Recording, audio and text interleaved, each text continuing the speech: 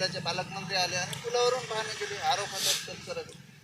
त्याला आम्हाला तुम्ही तुमच्या माध्यमातून जेव्हा आम्ही सांगत होतो बाबा पालकमंत्री येत नाहीत, त्यामुळं माझी एका दिवशी त्यांची भेट झाली होती. त्यांना सांगितलं होतं मी या म्हणून, पण आता त्यांनी आले त्या दिवशी 2-3 गाव फिरून गेले, तिन्ही तालुक्यामध्ये फिरले.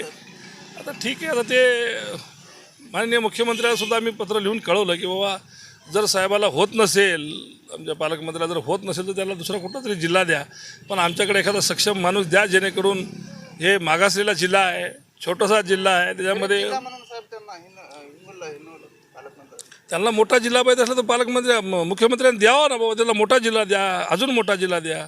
एवढ्या म्हणजे त्यांचं मला वाटलं मग आता त्याला छोटा जिल्हा दिला म्हणजे ते तालुक्यातून 10-12 गाव तरी करतील एका तालुक्यातले, पण तसं झालेलं दिसत नाही आहे.